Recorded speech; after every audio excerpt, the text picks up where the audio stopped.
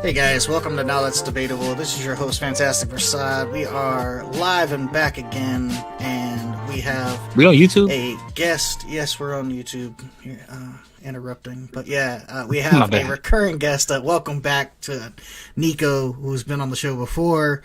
Had some good discussions, good respectful discussions. It's nice to have you back, Niko. We should be live everywhere. So, do you see us everywhere, AAA? I don't. Not YouTube yet. It could just be me. If you see us on YouTube, I trust you. I will go there real quick. In the meantime, introduce the topic, and if we need to start over. Okay, yeah. So yeah, the topic today was going to be sexual education in public schools, and whether or not it should occur at all.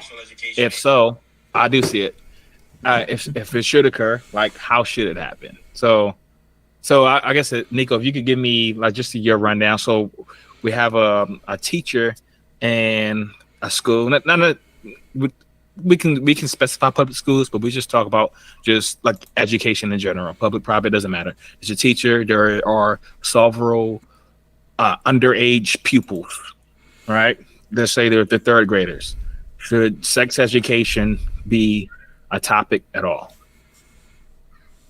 Good question and good topic. First off, I'll say thank you all for having me. It's glad to be back, and I look forward to this discussion. We got a fellow Liberty grad or student. Don't know who because we don't know who they are, but they've been watching us very, very frequently. So we appreciate you coming in again. Their name on Twitch is Punch Drinker, and they've been tuning in every week. And they said, "Hey, it's a good guest, Liberty in the house." So just wanted to give you that before you get started. You got some support nice, already. Yeah, that's cool, man. Shouts out to Liberty, man. And our football team is currently undefeated. And ranked. Yeah. That's right. It ranked. So, hell you. Yes, indeed. You know what it is. Well, cool. That's cool to hear. But yeah, so as far as your question, should sex education be taught in schools? I'm going to go with no. It should not. Okay. No, like no discussion at all. So who would you say like children just shouldn't be taught about sex? Or no, I would not say that. No, that's not what I would say. I would say that I would say in general, that's something that educators should expect and even encourage if they feel inclined to do so, that should happen at home. Whoever the caretakers are, sex education should be totally dependent upon people at home. Sure. So ideally, your parents will be able to teach you everything. They will teach you math, physics, chemistry, all that kind of stuff, right? Absolutely. But some people don't have parents that are capable of teaching those things to effectively. So what about children that are in those positions, right? Like you have a kid, I have a kid. Not everybody has fathers like us that's going to teach them, what's right and wrong, what's appropriate and what's not. So there are millions of children that are not in those fortunate situations. How do they learn about this? Well, there are millions of children who have all sorts of circumstances, from fatherlessness to absentee father to present but emotionally, psychologically not present father, and the list goes on. But the majority of students who attend school have caretakers. The majority of students who attend elementary school, middle school, high school, have caretakers at home, despite who they may be. So not just the parents, but more specifically, their caretakers. And I think oftentimes we expect our public school system to fill in a lot of gaps that our parents do not, which I do understand that expectation, because at the end of the day, if you're trying to lead society to where it is best at, right? I think it's good for high school students and enter in college to have a reasonable amount of knowledge on sex and the various forms of it and the implications should you choose to engage in sex. Absolutely. But I think sometimes we put the onus on our school system to fill in those gaps, and it's not their responsibility. And quite frankly, I think oftentimes when they are given that power to fill in those gaps, they do so in a way that's bias, and they teach things that a lot of parents would be upset that they're teaching their students. So what about what is specifically about children that don't have, that kind of guidance? Because like they're going to learn about it regardless. Certainly. Like I'll tell you, like my first encounter with any sort of sex education, it was from my friends, not from my parents, not from. I went to a Christian school. Yeah, I didn't know much about it. I thought the male would stick his penis inside the female's belly button and pee. That's really what I thought. Yes, it's as stupid as that is. That was my understanding, right? So, but it becomes, the risk becomes even greater than that. Like for instance, like you have children that are being sexually abused, right?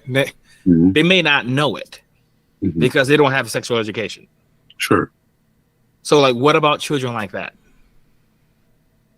Well, what about them? What exactly are you asking? So the parents. So what I'm saying is, there may not be an adult outside the school system that's able to teach them.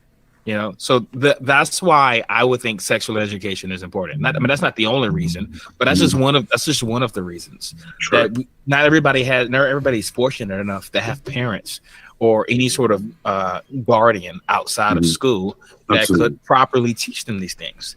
Absolutely. And they just won't know if we just rely on parents. Just like there's a lot of people, if we were to rely on parents to teach certain things like biology, right? So there's a huge disconnect between the scientific community and the church, right? So like Christians, they don't want their kids learning about evolution, right? So if we just left it up to the parents, there's just a lot of things they just wouldn't know. Now, with sexual education, the consequences have much more gravitas, right? Because this is stuff like not knowing about Homo erectus or the Neanderthals. That's one thing, but not knowing something about STDs and STIs, and what's appropriate and what's inappropriate behavior, this could have life-altering, consequences. And outside of the school system, that type of education may not be available to me. So you're putting this onus on the parents, which I agree it should be, but I was just gonna ask that. Am I wrongfully putting the onus on the parents? But okay. Well, we know. So you're not wrong, but what we know for a fact is that a lot of parents aren't going to fulfill that role. Certainly. So can I just really quick, and it's not to change the subject entirely, it's just a more of a curiosity. Do you think education should be required in general? Do you think children should be forced to go to school and learn any subject? Myself? Yeah. Yes, I do. But you make an exception for like sex ed specifically. Like you think like maybe math is fine and English and like literature comprehension and reading, writing, history, etc. All those are fine, but kind of sex ed's kind of an exception to the rule because of where it stands in how people interact with it. Well, I think so let me clarify. So first off, since the start of this conversation, we've just said sex education, and that's a pretty big umbrella. It is. And so maybe we should narrow down and get more specific about what exactly we mean when we say sex education. So it would vary based on the age group, right? So we're not going to be teaching 12th graders the same thing that we're going to be teaching first graders. Okay. But you all should know about it. Like for instance, like my little girl is 3. She has gotten very age appropriate sex education. Sure. She knows there are certain places that people shouldn't be touching her. Sure. Right. And so now we go up to like 12th grade. Maybe it's far more in depth than we're talking about use of condoms, contraception, and stuff like that, STDs, STIs, right? So I guess it would vary. Sure. But, okay. So the only reason I asked that, and just to kind of set the tone of where I was going, so it's not like I don't want you to think I'm trapping or anything. It's just I'm not disagreeing in the fact that children with educated parents should get sex education from their parents. But the purpose of educational systems such as schools is to provide people a place to go and get an education perhaps beyond what their parents might have had. For instance, my parents, one of them didn't, I don't even know if he graduated high school, my father, right? So to have him to try to teach me high school math when he was 50 years old wouldn't be a great thing for me, but an educational system in which you have somebody who has a degree in mathematics would be a much better fit to teach me mathematics, right? So I would say the same for all subjects, including sex ed, and obviously, just like AAA was pointing out, it obviously is going to be age appropriate and correlate to the age of the children, but I would say that for most subjects, unless you happen to be an expert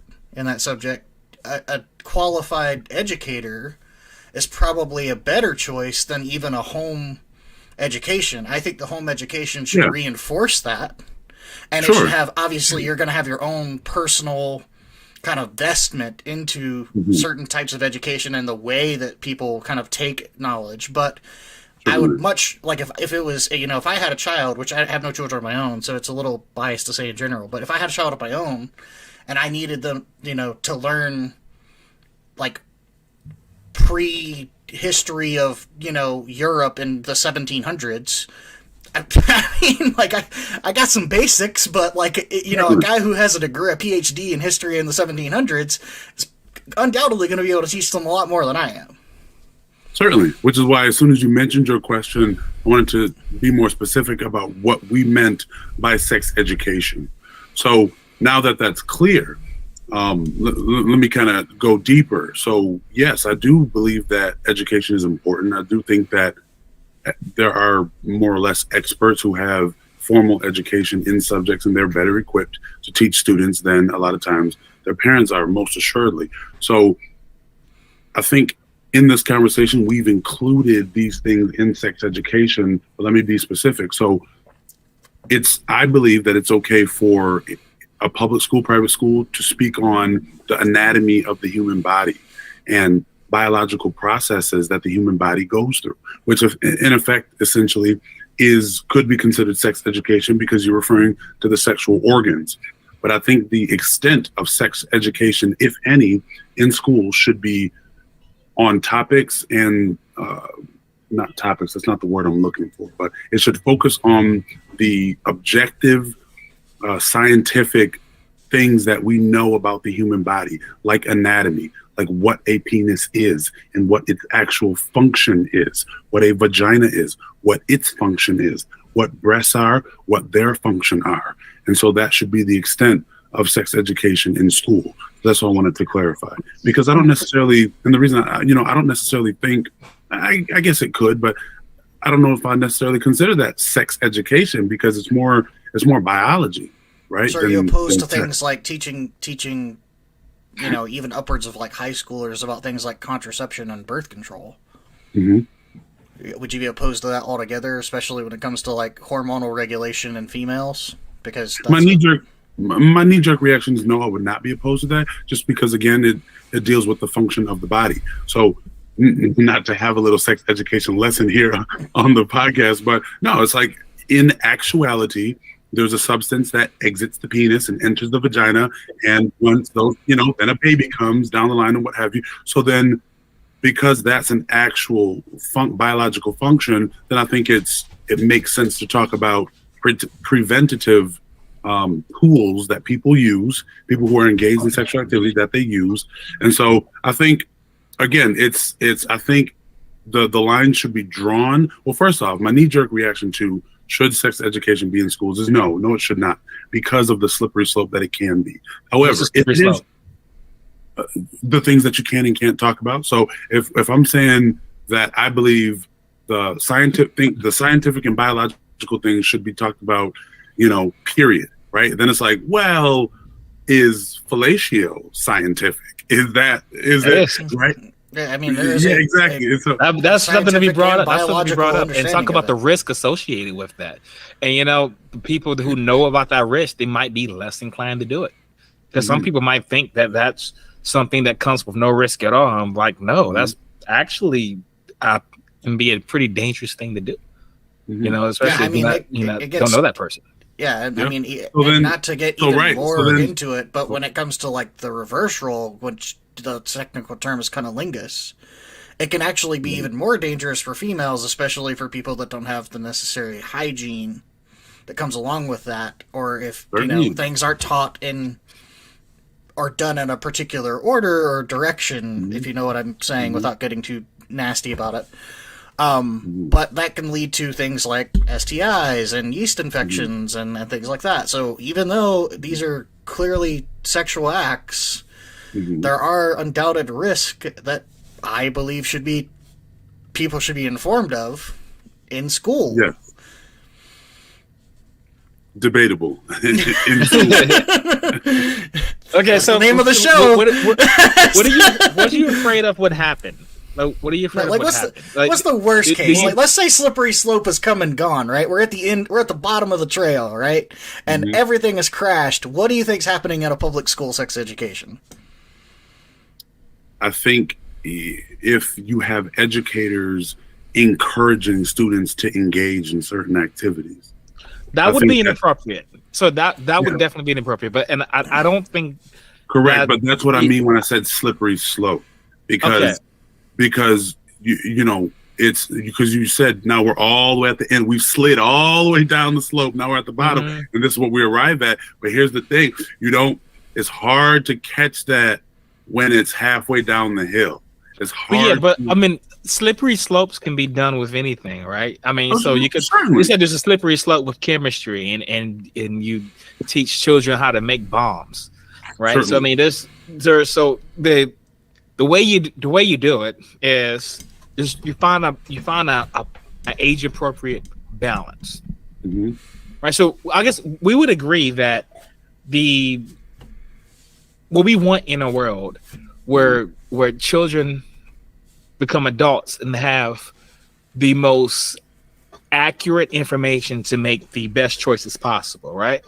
Yeah. We say, okay, so are you afraid that teaching sex ed will somehow increase the prurient interest in children? I wouldn't say I'm afraid of that, but I could imagine that could be a result. Okay, so I've looked into the data for that, and there's been nothing actually suggesting that.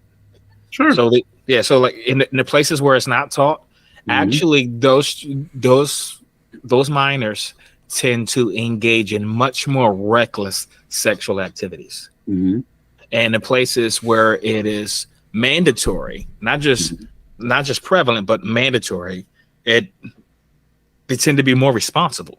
Sure. So wouldn't those results, looking at that, wouldn't you say, hey, let's teach it? Well, there's a lot of blankets in there. It's like, let's teach it. Let's teach what? And then you say in the areas or whatever data you gather this from, in areas where it's not taught at all, the students are a lot more reckless. All right. Let's get some worst case scenario. In order for me to speak intelligently on it, I'd have to know. Gotcha. A little more detail about the variables. I'm being very ambiguous. Sure. Okay. Yeah. So not that I don't trust you. I'm just saying. Gotcha. Yeah. All right. So like let's talk about like high schoolers. All right. So at that level, it's extremely graphic. Yeah. I don't want to say extremely graphic. I mean, it's not pornographic. I mean, but sometimes like there's videos shown where it's just like coitus happening. Sure. They'll show the penis entering the vagina, stuff like that. Okay, and so like you'd be opposed to something like that, right? Yes, I think so. Okay, all right. I honestly I don't know where I stand on that. I would need to see some sort of use in it if it's somehow helpful. And I know for some people it could be because like there are a lot of minors whose parents, they tend to shy away from it altogether. Certainly, and they know absolutely nothing about it. Yep. And so absolutely right. So and I've had those repellent sensations even as a parent, and all my children are girls, so I've had that sort of tightness in my chest of like, oh gosh, is this really a reality that we now are entering into? Which obviously it is, because they're humans. So, it is what it is. But yeah, I understand. People are repellent to have that conversation, have those conversations. So so in light of that, would you at least agree that it should be taught?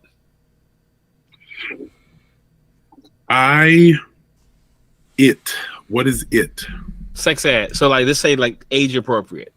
So the things that are relevant. So like, that's what I'm saying. It's like we're not necessarily talking about coitus. Yeah, we're not talking about coitus for like 4 or 5 year olds. They're not necessarily having sex. But.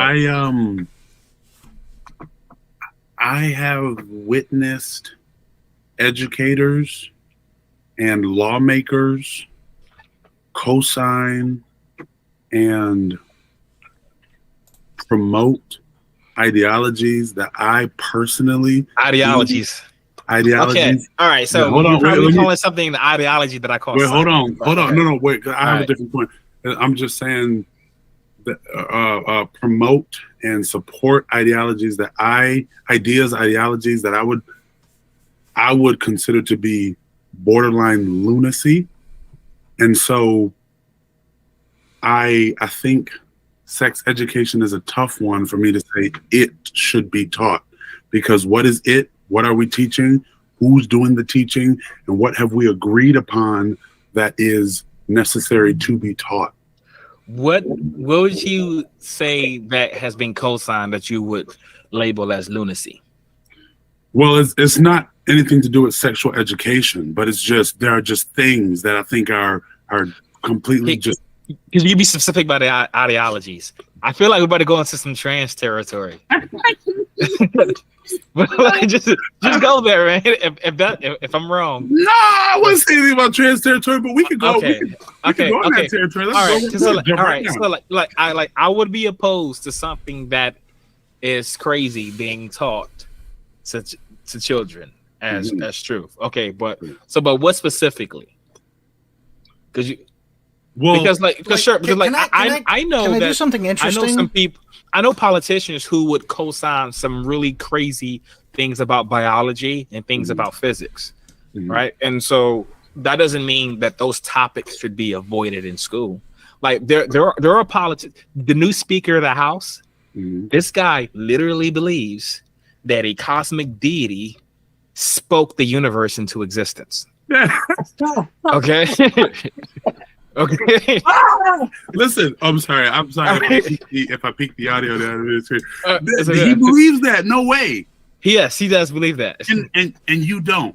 No. And not to get off subject here, but how did the universe come into being? Just out of my curiosity. We're really getting way off topic here. But no, I know. I just I'm sitting here speaking to you on a MacBook, and it's a very intricate device, and everything in my mind tells me it didn't grow out the ground and that it was created because intellect begets intellect, and certainly this device shows not always. But this device shows keen intellect. MacBooks, of course, MacBooks do that. Universes, yes, there's no reason to think universes don't. And also that there's like stars, planets, all that kind of stuff. We know natural processes that they come about. So there's no reason to include intelligence. But just to end this, I just want to end it. I don't want to go too down the rabbit hole. I just want you to tell me, so how did, in your opinion, how did the Earth come into being? Existence come into being? The Earth. Well, not existence itself. Existence had to always be. Sorry, not existence. The universe. The universe. And everything within. Okay, all right. I don't know if there is a beginning of the universe. I know there's a point at which we can begin to describe the universe. That's called the Planck era, right? Okay. Or the Big Bang, right? And that's when we can start making sense of things. Sorry, before Big that, Bang? Or the Planck. I call it just the Planck era. So at that point, gravity stops making any sense to us, but we know it played some role, but we just can't describe any further than that. Okay. Yeah, the evidence for that, CMBR, cosmic inflation, there's plenty of evidence for that. It definitely happened. That's a fact. So I Okay. want to get back on but topic and do what something I was gonna interesting. You should be Speaker of the House. All right, but what I was talking about was just because a politician believes crazy ideas about a particular topic doesn't mean that that topic shouldn't be taught altogether, right? So do you think in public schools that politicians' ideas should be taught? And by the way, when I say taught, I don't mean discussed and criticized from two different sides. I mean taught, because in school the subjects that were taught, they're taught as fact. So what should be taught in school is our best scientific understanding, and that changes, right? Because science is subject to change, right? So you know, you look back 20 years ago, or 30, 40 years ago, you know, the way physics was taught is very different than it does now. You know, back in colleges, they thought, you know, there is too much mass in the universe, so the gravity is eventually going to slow down the cosmic expansion. It's going to collapse in on itself. We know now that's actually not true at all. The cosmic inflation is actually increasing due to something that we call this phenomenon dark energy. We don't, and it's just a placeholder. We don't know why, but it's expanded. There's no reason to think it's going to collapse on itself. So as we learn more, the academic consensus, our best scientific understanding, will change. But whatever is the best understanding now, that is what should be taught, and it should be taught with not as this is some ultimate truth that will never change. No, it should be taught with an understanding that the confidence level is proportionate to the amount of evidence that we have right now. Sure, that makes sense to me. Sure. The problem is... So I was going to go here, and if I can, and I'll make it quick, is that I thought I was going to do something kind of interesting. I was going to read you off one of the statutes. So there are currently 28 states that require sex education.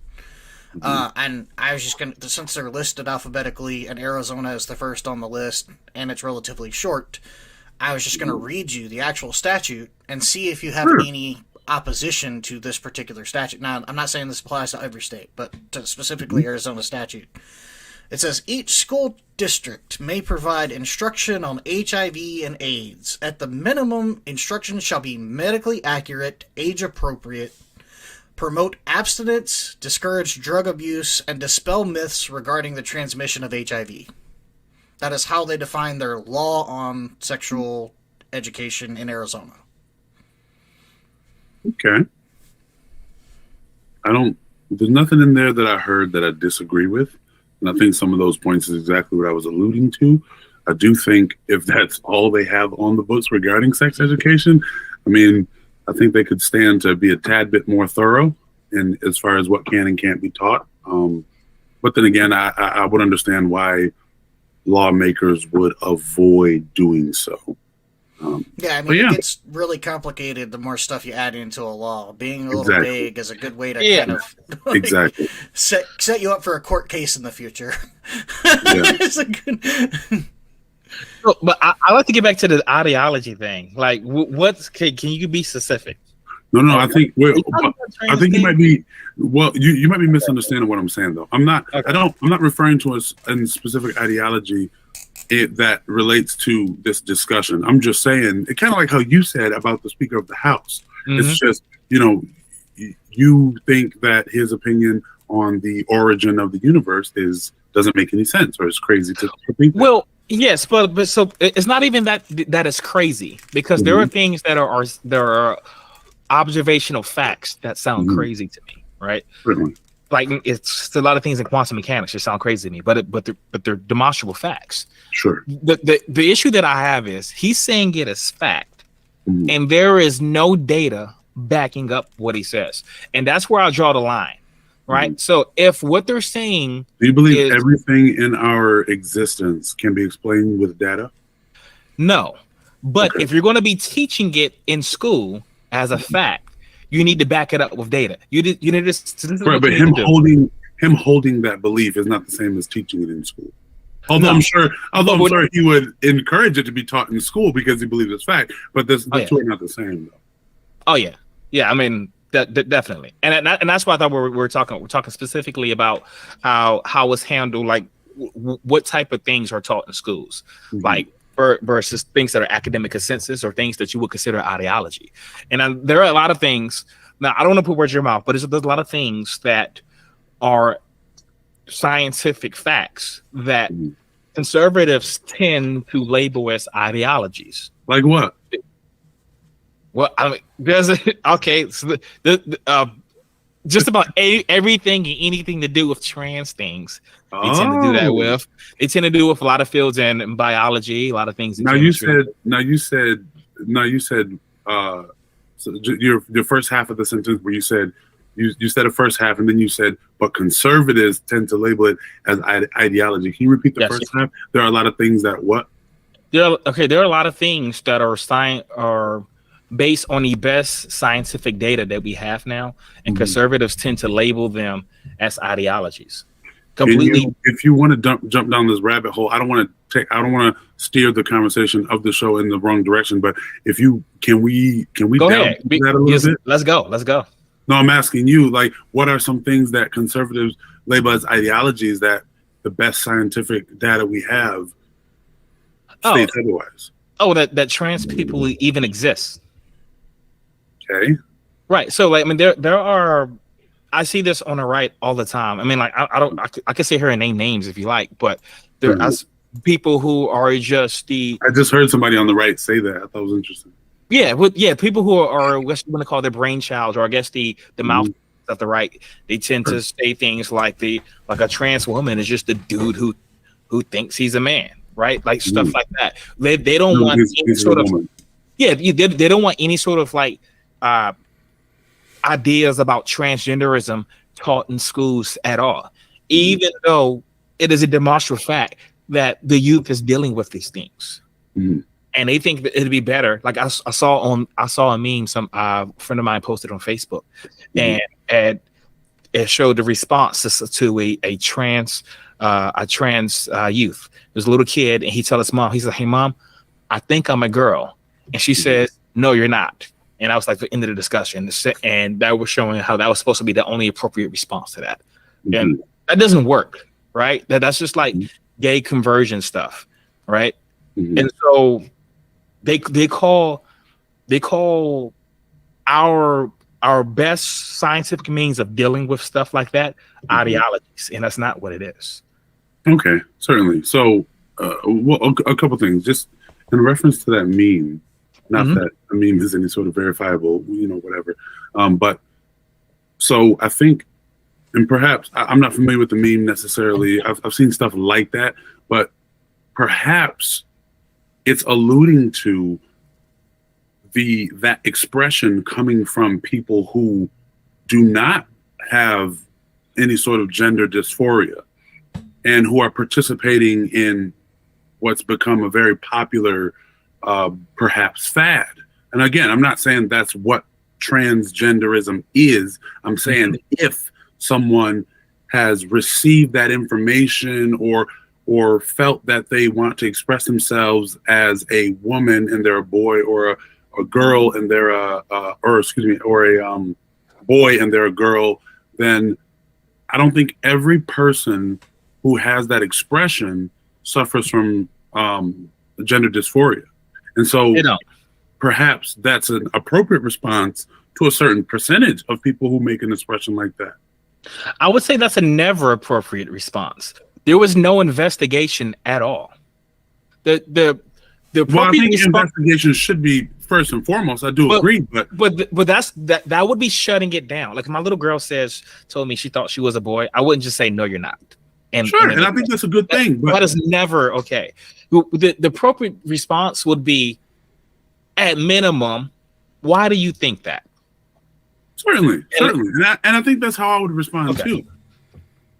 But what I'm asking is, well, first off, it sounded like a second ago you agreed that perhaps there are a percentage of people who have an expression like that who are actually not suffering with those feelings at all. Oh, definitely. Yeah, definitely. Okay. There's most children who develop gender dysphoria, it tends to go away. Okay, sure. Around adolescent, and this is about 90%. Okay, gotcha. But when we talk about the transition rates, so like when it doesn't go away and when they transition, the rate of detransitioning is less than 1%, which shows how good we are at identifying actual instances of gender No, it dysphoria. doesn't. No, it doesn't. How would if it was a that just shows that the detransition rate is 1%.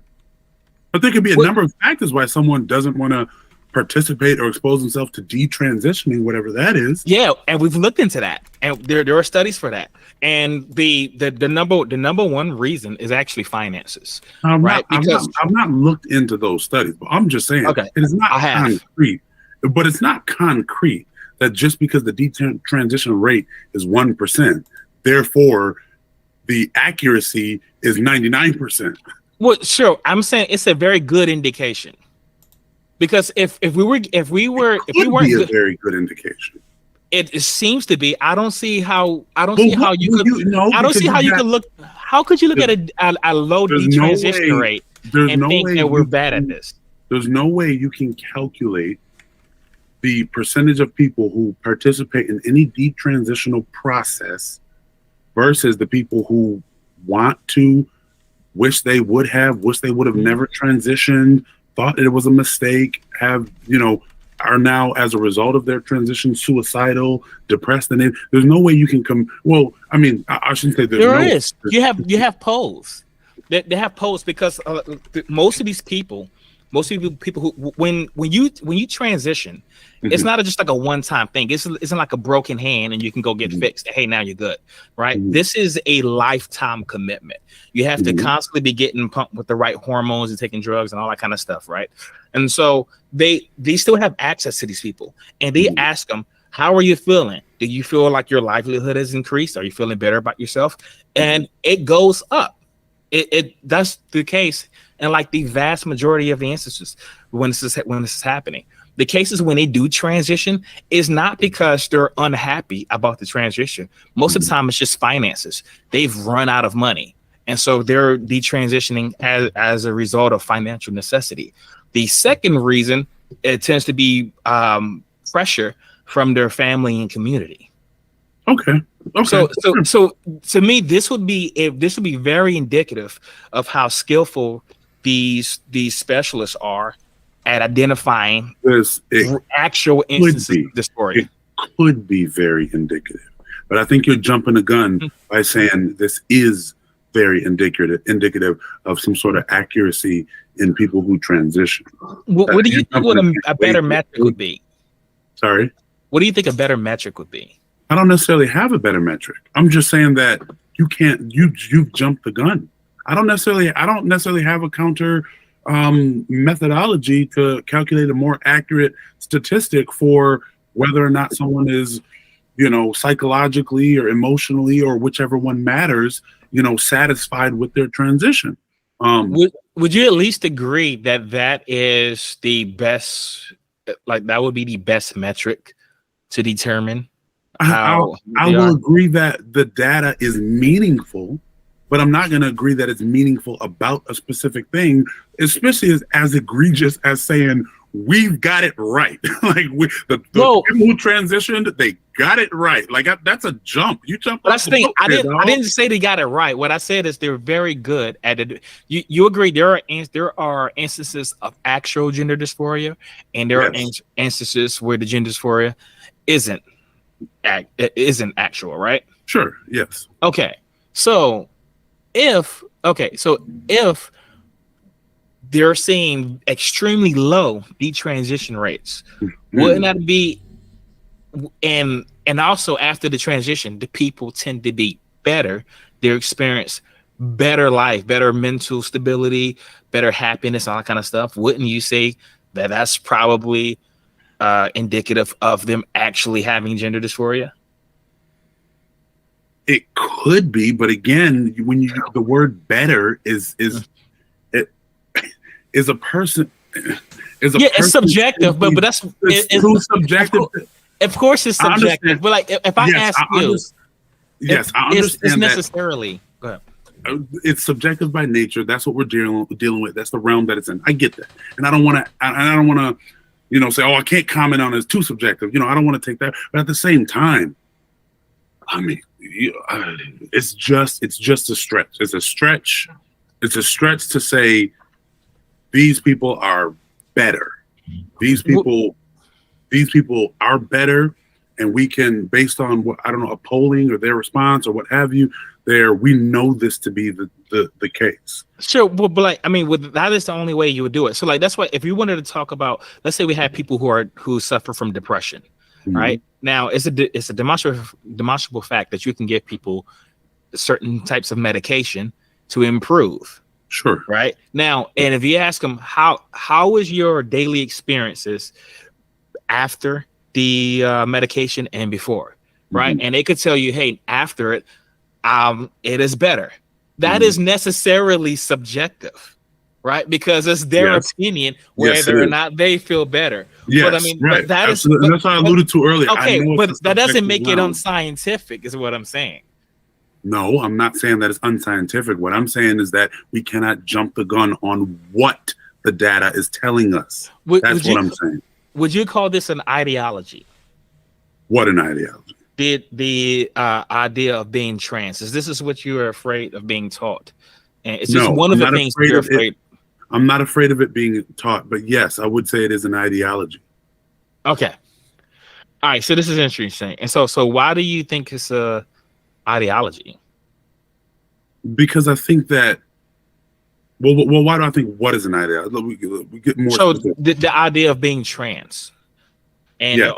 and the gender and stuff that goes with it. The idea yes. of gender and sex being different and all that kind of stuff. Okay, so if you were to ask me what is a man, I would say it is an adult human male. That's how I would describe a man. Same thing with a woman. It is an adult human female. And I think that those definitions are hard definitions. And I can show you examples. So because one thing you ran into a problem, so when we talked about a definition of a man, you said adult human male, right? Mm-hmm. So what's a male? A male is someone who has male reproductive organs. Okay, so if someone and more specifically, male chromosomes. Okay, so what if they didn't have male chromosomes? Would they still be a male if they had a penis? They could be. Well, okay, you have a soft definition. Yeah, not by your definition, right? Because well, I think the genitalia that you have is resultant in your chromosomes. So what matters? They don't always match, though. Well, hold on. What matters most are the chromosomes. So if you have, I believe, is it male is XY and female is XX? Is that right? Yeah, that's right. Okay, if you have XY chromosomes, but for some reason you don't have male genitalia, you are still a male. You are a male.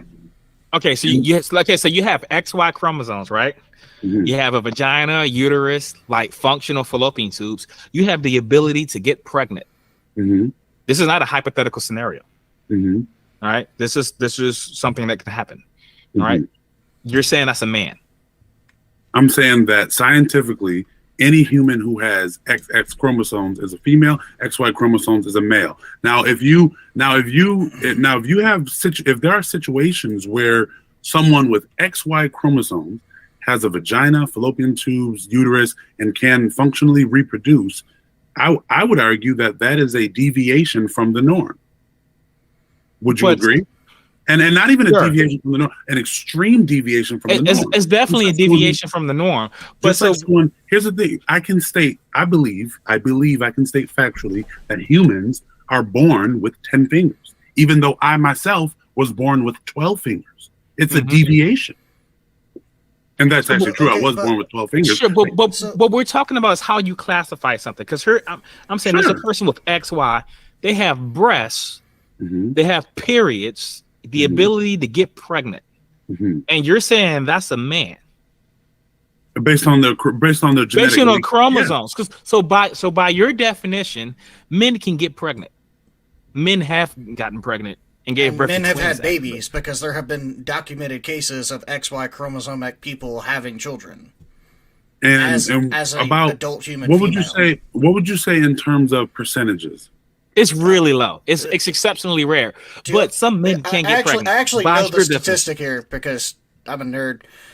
For deviations other than XX and XY, it's about 2% of the entire population of Earth. And there are quite a few deviations from this number. So there's XXY, XXX, XYY, XXX, sorry, XXYY, XXXY, XXXX, XXXXY, XXXX. All of those are deviations from XXXY.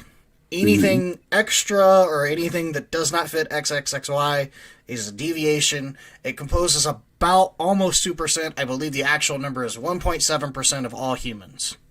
Sure.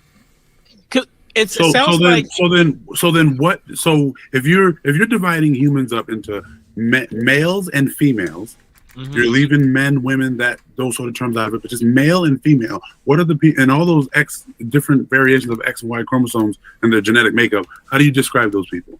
Well, it varies. Or how do you categorize it better?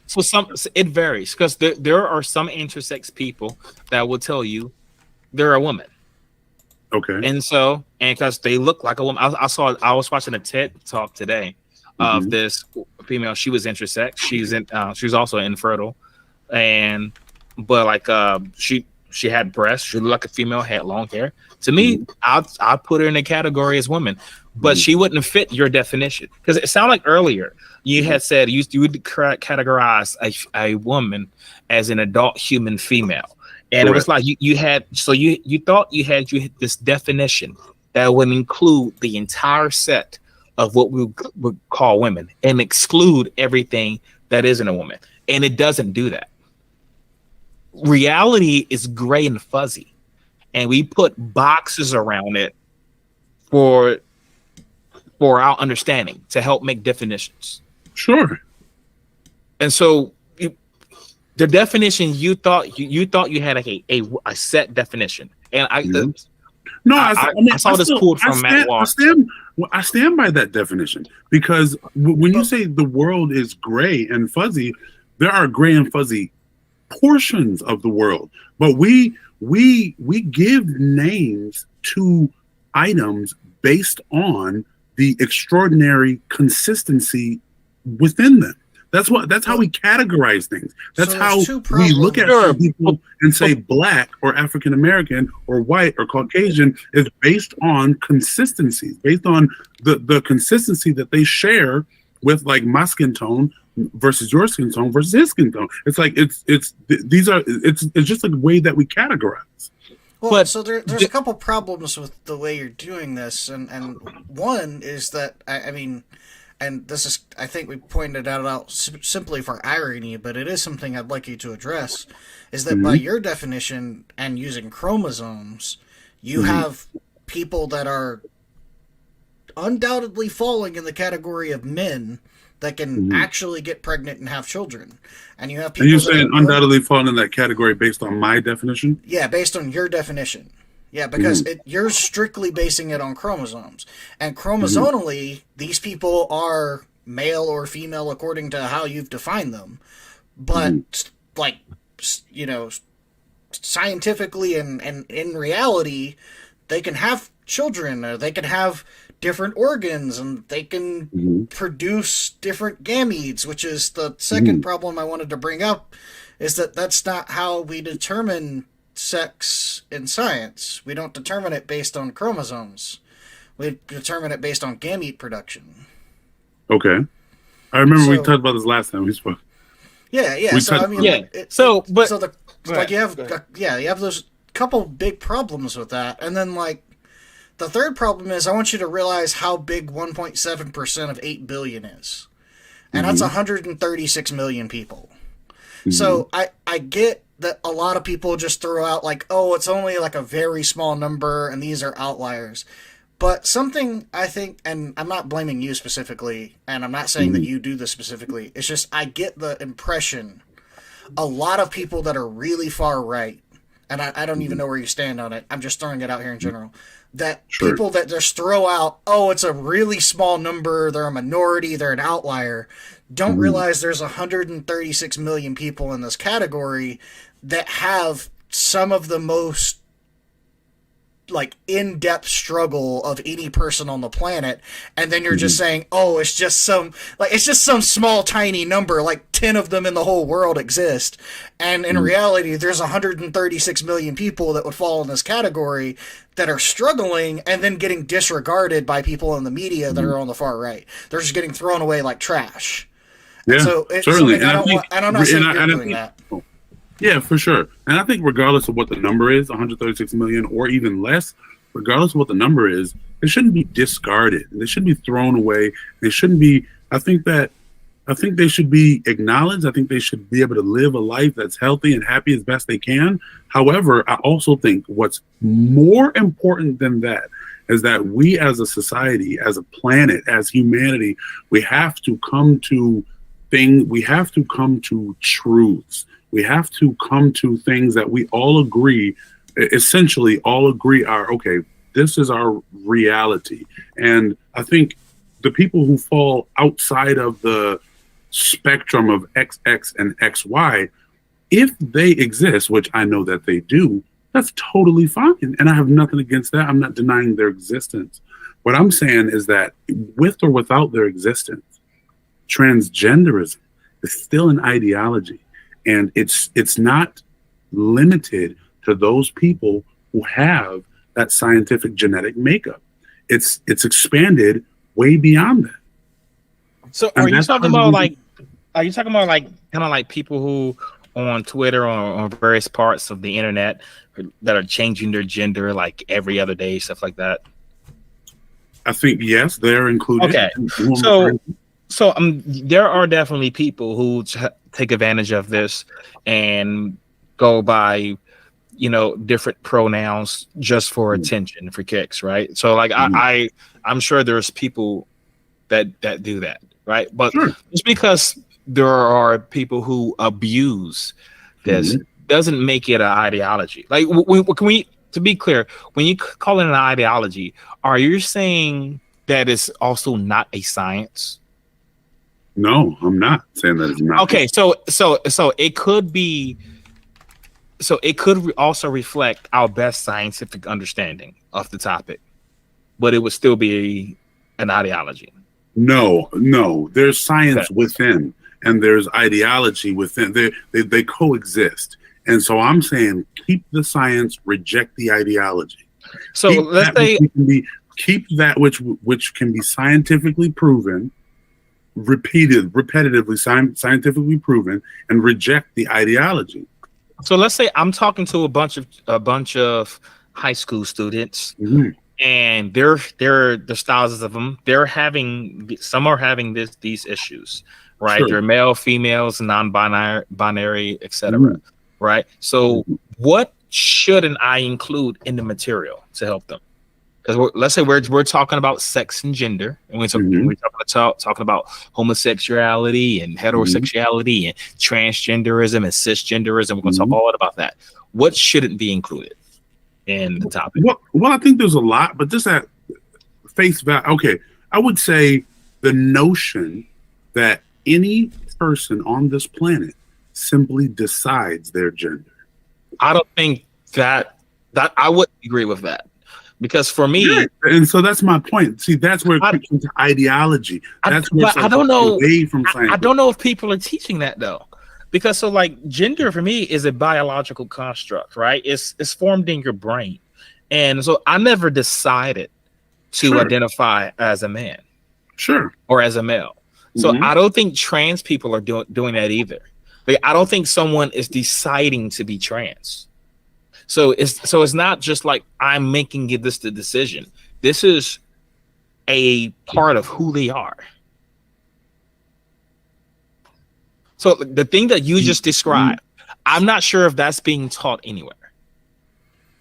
I would be opposed to that unless there was some scientific understanding of that. I'm glad we agree on that, and I'm not necessarily saying it's being taught anywhere. Although I will say, The best way I can describe it, the overall conversation, I believe, most assuredly suggests that people, whoever you are free to choose what gender they'd like to identify as.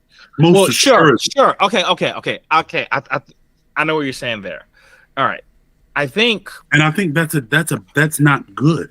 But here's the thing. So it's not like if I was addressing a bunch of high school students, Sure. I don't know what the gender is.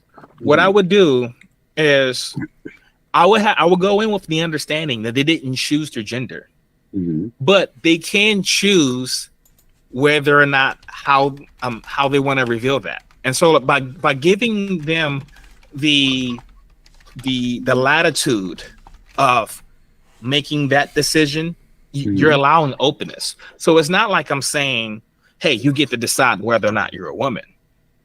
What I'm saying is you're going to tell me how you identify and I will accept you as that. You know what I'm saying? And so it's very different. With no limitation?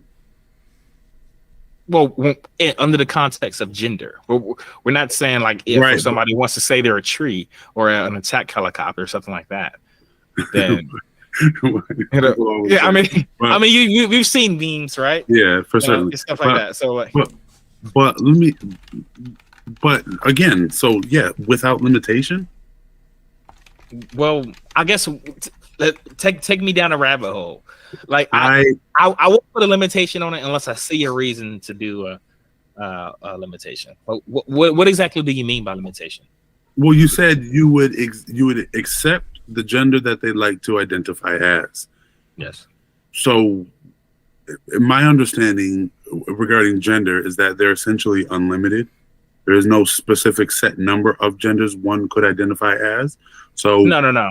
Well, and I know the people who try and be facetious about it use the term like Megatron or attack helicopter, and I'm not trying to do that. But no, let's go directly there. Like, what if someone identifies as something like that seems arbitrary at best in the gender conversation, like attack helicopter or Mewtwo or what are we saying as a society? What are we saying as lawmakers? Gotcha. So here, the context would be like under gender.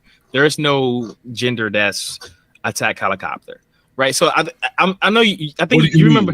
What do you mean there is no gender that's an attack helicopter gender? There's no such thing. Wait, so is there a list? Do we know what the genders are that people are free to pick from? Not exactly. They're not unlimited either. So I wouldn't say they're unlimited. But you got to dig deeper into that. It's not a gender. So go ahead. So what I was going to say. So I don't know if you remember from last time we brought up this study about the brain scans, right? There are different patterns that male brains exhibit and female brains exhibit when solving problems, when thinking or doing anything. And they'll take male and females of very similar aptitude and intellectual capabilities and have them do a problem. And they'll solve it with very similar efficiency. However, when you look at the scans, their brains did very different things. And so using machine learning, they have this AI that can just look at this brain scan and determine whether or not you're a male or a female, just looking at the scan. Right. However, what we notice is that there are certain people who have a brain that operates like the other gender. Right. Those people tend to be trans. So you are in a male's body, right? You have a penis and everything else, but I might have a brain that operates like a female. So when a person says, I feel like I'm a girl in a man's body, that's a pretty damn accurate description of what's going on scientifically, right?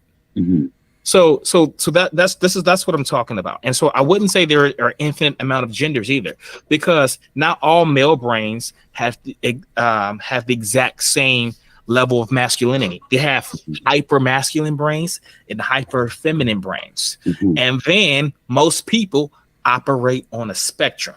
Sure. Mm-hmm. And that's what we're talking about, the gender. So you could say, so I have masculinity on this side, femininity on this side. You can say that you could go for an infinite amount of space this direction and never reach the other hand.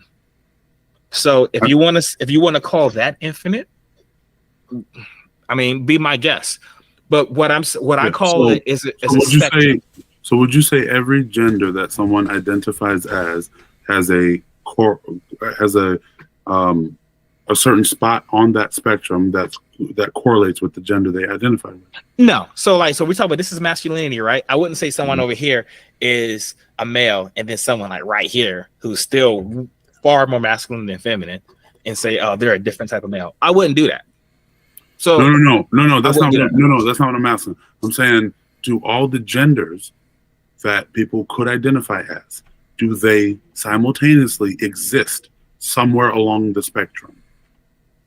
Do they simultaneously exist? You mean do all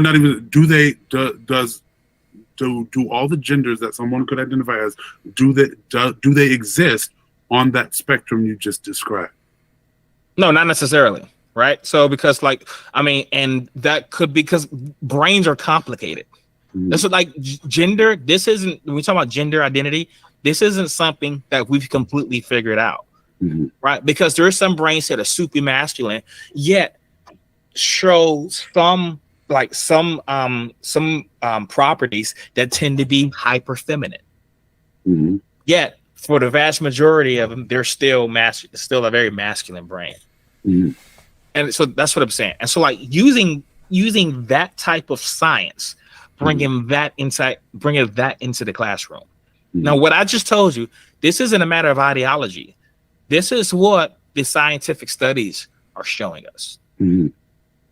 You'd be opposed to that. So if there's someone who has a brain that, upon having brain scans, we find that their brain operates closer to that of how a female brain operates, yet they're a male, they have male genitalia and XY chromosomes, you're saying that indeed they are not a male, but rather they are what they identify as? I'm talking about the gender specifically, so not their sex, right? So I'm not saying sex and gender, are sex and gender correlated at all? Yeah, for the vast majority of people there are, but they don't know. They don't always map. But sometimes there are deviations, and to me, that is what I would call a trans person. So there's no trans person that I know of that has ever said that they're like a trans woman. She would say her gender is female. She wouldn't say that her biological sex is female. Because if your gender is female and your biological sex is female, then you're not trans. You're just a cis woman, like my wife and my daughter, right? So like that. What we were talking about specifically was for gender. And so when it comes to sex, some terms that relate to sex are male and female, but then terms like man and woman, that relates to gender. Not necessarily. That's the thing. Like, the way we use the language, it swaps. Male and female could refer to sex or gender, and so could man or woman. That they're used those ways all the time. That's why we got to get very specific. Like, so when somebody say they identify as, like, if I were to walk in, like, if someone to know my chromosomes, and then I say, you know what, I identify as a woman, people. This tend to come from the right. People on the conservative side tend to think that what I'm saying is my biological sex is female, and then I'm a laughing stock. No, I don't think that they think they're saying that. I think sometimes they just cherry picking and they just take the. I don't know how many times I've had to correct conservatives on this issue. No, I'm correcting conservative people on this. I'm saying conservatives. I'm saying they're cherry picking. They're just taking the easy bait. It's easy to come against a person like that and almost poke fun at them. So they're not delving into. I'm criticizing conservatives. Okay, Yeah. I also but wanted to point there out how are genuinely complicated- people who do not understand the difference. Look at our episode, "Can Men Get Pregnant?" We had a guest who's still adamant about that, and he still says that. And he still I still just wanted says to point that out- he still thinks that sex and gender are the same thing. Go ahead. Yeah, Fly. well, yeah, I am interested to listen to the episode, but I would imagine that what he's really saying is that the two are inseparable. Yeah, but I want to point out, this is where I was going to go with that, actually, is that not only is it very complicated biologically and neurologically when it comes to sex and gender, but it's also quite complicated when it comes to language. For instance, like you said, you're asking about male and female and man and woman, right? But I can give you examples of things that you would never use man for, but you would use male for. And like, okay. I can Yeah, let's do it. with, That's okay, interesting. like for instance, how would you describe a adult male whale? Would you ever use the term man? I would not. Right. You know why you wouldn't use the term man? Why is Because that? it's a pretty specific thing to humans. So when we Yeah. talk about man and woman, we're actually typically referring to humans. And Yeah. when it comes to like gender ideology, when you say I'm man, what most people are doing is subconsciously they're associating man with masculinity. And so you don't associate whales with masculinity, so you don't call male whales men. You call them males. Because they don't demonstrate anything to do with masculinity. They're not, out grunting and lifting weights and being the quote-unquote alpha. They're whales, right? And if you see somebody that kind of falls in that hyper-masculinity, you may indeed perform a brain scan, and they may be really far on the spectrum of hyper-masculine. Versus someone that, maybe they have low testosterone levels, or they're just not a super masculine individual, might come closer to that line of. I'm going to cut you off. I'm not clear on why you mentioned that though. As far as when you use the example with the whales. So I was just mentioning, like, not only how is it complicated when it comes to biology, because it is, but it's complicated when it comes to language, because people are using terms sometimes interchangeably when they don't mean to, or they're using the same term to define something that's different than what they're saying. For instance, when I say male, I try to be very specific about the fact that I'm referring to sex. Okay. And when I say man, I typically am referring to human, but I'm also typically referring to their gender. Because if I use those terms interchangeably, if I said they were I guess I'm not tracking with you in terms of where people are getting this wrong. Because oftentimes, like for instance, a trans male, right? Someone who is born biologically female and identifies as a male. When you say, or identifies as a man, right? You can't say they're a male because that's referring to sex, but you can say they're a man because that refers to gender. Right? And that's where I was going with the whale thing. You would never call a male whale a man because that's not, you're talking about sex, not gender. So there is a undoubted difference between the two in your vocabulary. I'm still not tracking with you because I don't see where the mistake is. Where's the, like, everything you said, I agree. Yes, I would not call an adult male whale a man, right? The terms man and woman I do reserve for humans, so certainly. But I guess where's the inconsistency? What's the inconsistency comes when people incorrectly identify male as man and vice versa, and female as woman. Give me an example though. Well, or for instance, or even a hypothetical example, just because I'm not. No. Like, for instance, in your classic opening to how you define man and woman, right? Male and female, or man and woman. You said an adult male human, right? But you can't use male and man interchangeably because you recognize there is difference between the two terms. So now we have this more obscure definition that we have to delve into because now you don't have a firm definition of the word male. Okay, yeah, so I agree. You cannot use the two interchangeably, and yeah, and I stick by my definition of man and woman, adult, female, human. But I guess I don't see. So I certainly didn't use them interchangeably, and I know you're not accusing me of that. But like, No, I no, don't. no. I I'm guess I just don't saying know that where. the typical association is that they can be used interchangeably, and when people are identifying as something, it's important to make that distinction. So and I think that's where AAA was just kind of like getting, or at least I could be in the wrong area here altogether. But what I was saying is, when he says, like, if he were to walk into a room and say he identifies as a woman, right? People automatically just like take woman and associate it with female and go biology. But when you say woman, instead of doing that, you go to gender and neurologically instead of You're saying biology. that's what people should do. Yes. Instead of going to sex, you should go to gender. Well, when you're using certain terms, you should use them. Yeah, yeah. You know, like if he were to say, "I'm a specifically. woman."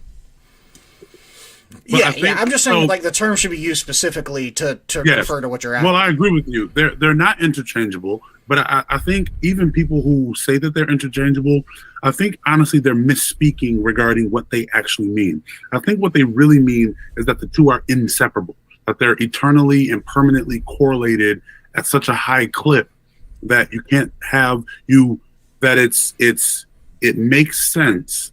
Like, most men are males and most women are females, and I shouldn't even say most, but essentially all, minus a tiny few. Well, I mean, a tiny few by 136 million people. Well, I mean, the scales, it's about percentages and scales, so Yeah, number but I doesn't- mean, like, is What- there an example of 136 million people that's small? Yeah. I mean, again, like, this kind of goes Yes. back to my point earlier where we're disregarding 136 million people. No, it's You're not like, disregarding it, but it's just, but we can't play fast and loose with the numbers just because it's a high number. We got it, like, right? Like, I'm sure, if I cut off the very, very tip of my pinky finger, I'm sure there's 100 billion cells within that chunk of meat. In But then it's school- like, wow, that's a lot of cells. And then it's like, well, compared to what? The rest of my body? Or it's just right? So it's like those things are relevant. Even I know it's a lot of cells, and I know in this 136 million, that's not a small number in and of itself. But I think when we're talking about, again, because we establish fact based on consistency, so the percentages matter because that's what consistency is derived from, is the percentage, how often it occurs this way. There's a question in the chat that I think might be relevant to the discussion. So Top G commented. He says, "Why does this spectrum only address gender? Why can't I identify as a Chinese woman? If we're going to disregard biology when it comes to gender, then why not race too?" So I'm going to ask that, but I was going to ask good. that. Cool. But I will. The reason I didn't is because I got an answer. I noticed that. No, I got you. I'm just saying the reason I didn't is because I noticed that you guys tend to go super scientific, and when you're talking about brain scans and things of that nature, which I think is great. I think that's very healthy for this discussion. So to answer the question, so he says, if we're going to disregard biology, we're not disregarding biology. Like the scientific study that I suggested, that we're literally looking at brain scans. Yeah, the brain is a biological component of your body, so no one's disregarding biology. Biology is a huge component of it. That's like all of it. Right. And so this is now, if why does this spectrum only address gender? Why can't I identify as a Chinese woman? So what constitutes a Chinese person? I would argue that it is part of a spectrum. Right. So what percentage of Chinese are you? Are you an eighth? Are you a fourth? Are you fully? And also, are you Chinese? Or are we talking about nationality, or are we talking about ethnicity? I mean, so there's a spectrum along with that as well. That what constitutes a Chinese person or a Chinese woman isn't some concrete thing that you could identify. Because we discussed a few weeks ago, like, what makes a black person. I mean, it kind of varies, right? Yeah. So J. Cole is black, but his mom is white, right? But we consider him just as black as anybody else, right? So like it's not a concrete thing. I did not know J. Cole's mom was white. Yeah. Never knew that. And all right, so, dude is a super strong proponent of the black community and born to mixed parents, and like it's just you just don't think about it, but yeah. So what did you think about my response to that? Do you disagree? No, I agree. I mean, I think that's super interesting, because what exactly is a Chinese woman? And I do think, nationality and ethnicity, like which one are we referring to? And I think that, man, that's interesting. I'd be interested to talk more about that. But no, I don't necessarily disagree with your definition. But I think, but I would you be okay with that being taught in the school? With what being taught in school? So teaching that gender is on the basis can exist on a spectrum, and that in its appropriate way to address someone by their gender instead of their chromosomes or whatever is dangling in between their legs. Right. So let's say there's a guy, or I want to say a guy, I poison the well. Let's say there's a person who has XY chromosomes and testicles and the penis, all that kind of stuff, right? And identify as female, right? Like what's going to be our instruction toward that? Yeah. So I think what is, as far as that's concerned, I think we should teach along the best we can with scientific consistencies. And I'll give an example I gave earlier. If you're a anatomy teacher, I think that you should teach that humans are indeed born with 10 fingers. And then essentially a sentence after or later, you could say, however, there are some humans who are born with 12 fingers. There are some humans who are born with 8 fingers or 6 But I don't fingers. feel like you answered the question, because we have. Okay. No, I was going to say, so I think the scientific facts are always worth mentioning and discussing. I think we have to be extraordinarily careful. But they are. It's the sciences that's what's being taught. No, right? But it sounds like you were calling some of that ideology. And I don't want to put words in your mouth, but like there's a lot of people on the right who just don't understand this, and they call it all ideology, and just say, it's like trans people just pretty much just don't exist. Any person who identifies as a woman, they're just lying if they're chromosomes. If I can, real quick, and I'll make it really quick. I want to address the comment. One of the comments. Zach says these 136 million people businesses needs to be explained more. Earlier in the conversation, we were talking about chromosomic changes and chromosomic differences between just XX and XY. There's about 136 million. That's a rough estimate. It's about 1.7% of the entire population of Earth that are born outside of the typical XXXY chromosomic nature that was used by Niko's definition to define man and woman earlier in the show. So just wanted to kind of clear that up. To answer that question, 136 million refers to strictly people that don't fall into either XX or XY. That's nothing to do with anything else. That is literally just scientific number stats. So there's another comment. I wanted to see if this is something that you're concerned with, Niko. So it says of a comment from M. It says, "Don't you think that liberal teachers are an influence into why kids are confused about their gender? If you keep telling children they can be any gender, no wonder we have confused kids." So, like, is that a fear that you have? Do you think there's some liberal agenda somewhere, or there's teachers that's trying to prevent children to be trans or anything like that? Well, I'll say there's a difference between things that you sort of feel are occurring versus things that actually are occurring. So for me, I'd say I do have, based on whether it be articles that I've read or videos that I've seen, I do have indications or inklings that, man, it sure seems like there's an overarching agenda, but I haven't gotten to the point where I'm willing to say definitively this indeed is happening, and here is the evidence thereof. So, gotcha. So, I would say, regardless of whether there is an agenda, for me, the agenda seems to be acceptance, not an agenda to confuse or convince children to become trans. But if there is an agenda to indoctrinate children to become trans, I can tell you that there is no scientific evidence to suggest that's possible. Society or teachers can't to suggest that what's possible, that teachers could convince students to become trans. That doesn't seem to be any more possible than to convince people to become gay. Like, this is when I was talking about gender, right? This is something that is ingrained into your neurological processes. Like, a teacher is not going to be able to overwrite that and make you think like a woman and make you trans. Sure.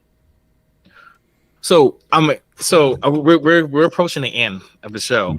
But can I answer that comment real quick? It's really long. I don't want to read the whole thing, but I do want to respond.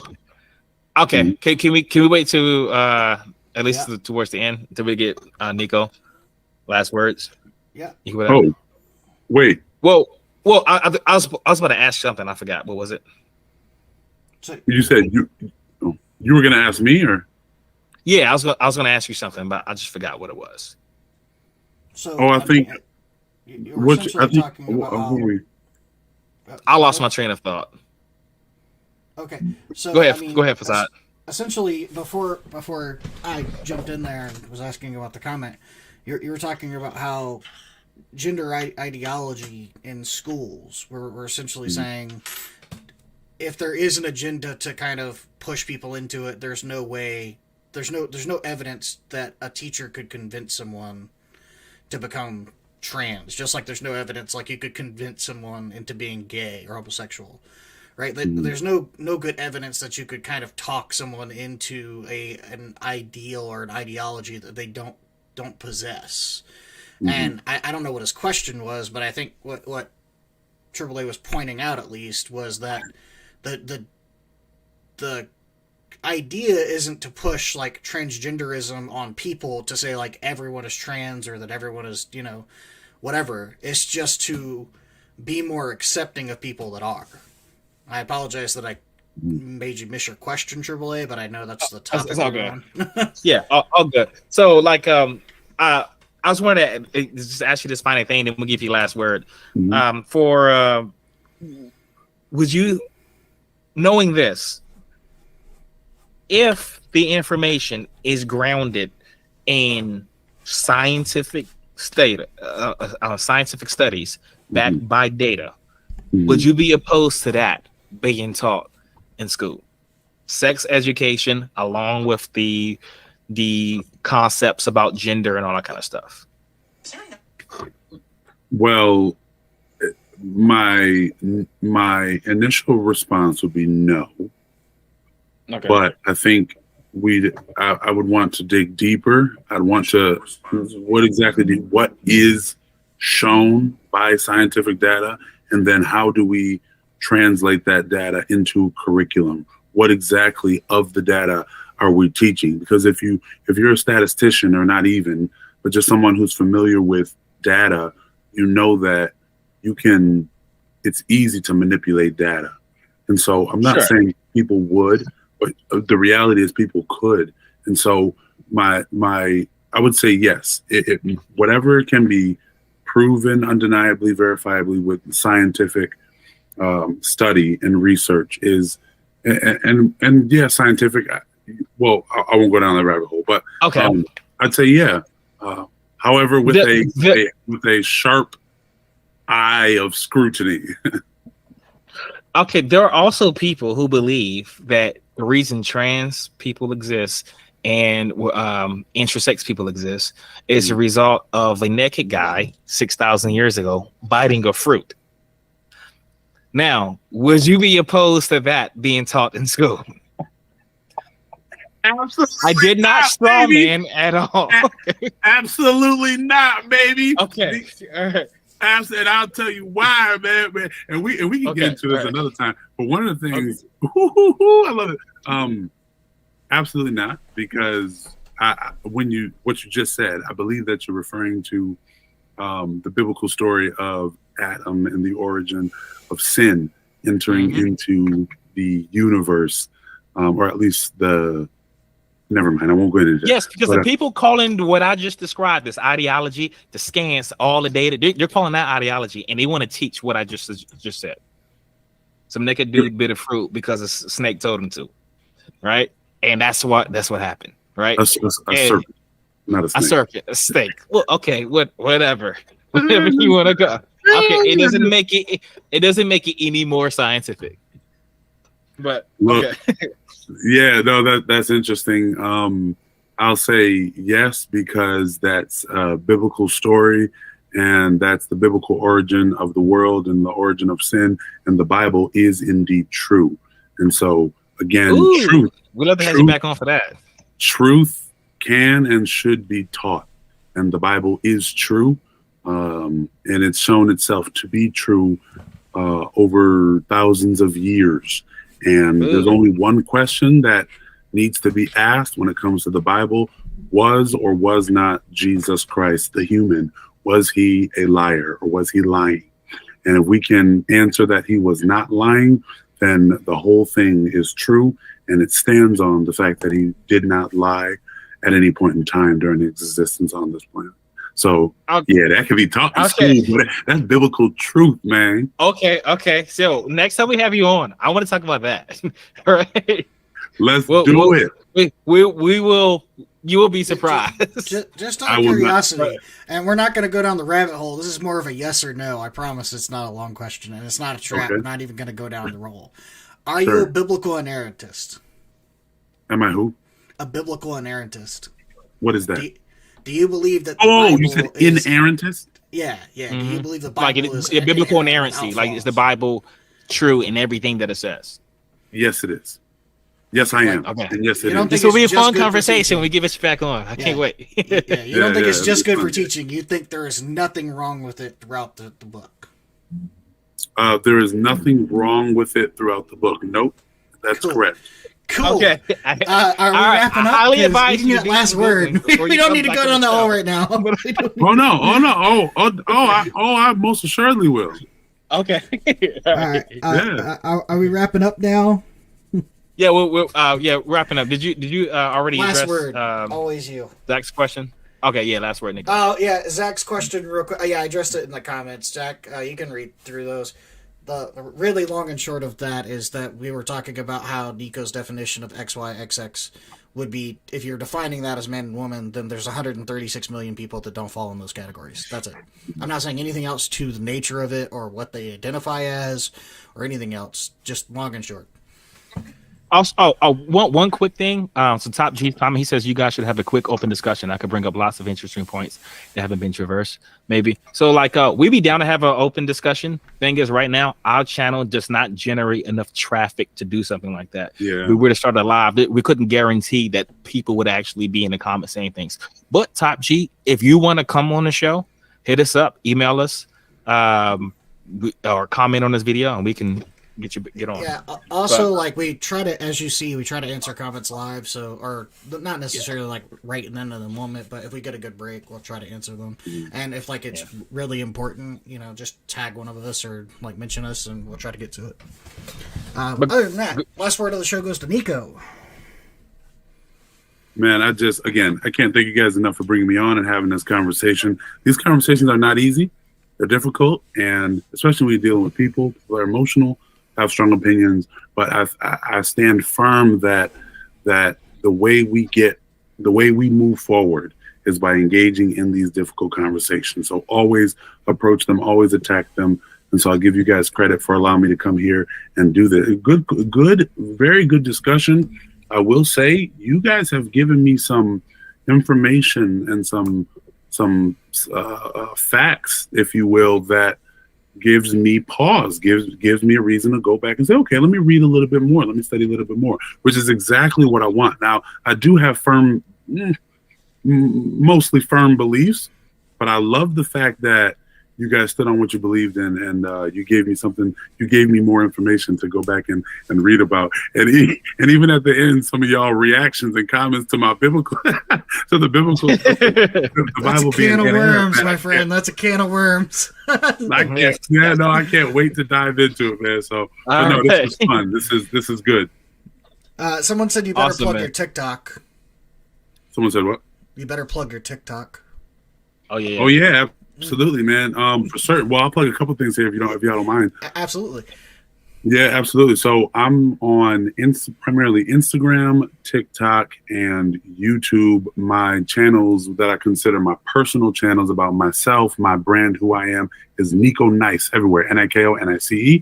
But then I am very excited to announce, and actually this is my first formal announcement of my podcast, the Optimisery Podcast.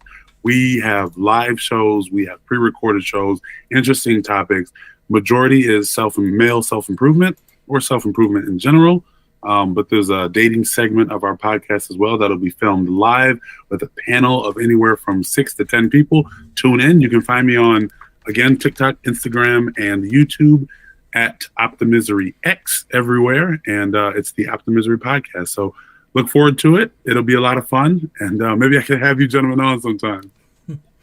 Awesome, man. You'll be looking forward to. And Niko's IG and TikTok is going to be plugged into the description of the video, so you just look down below. Perfect. Thank you. Appreciate you. Awesome, bro. Appreciate you coming on, Niko.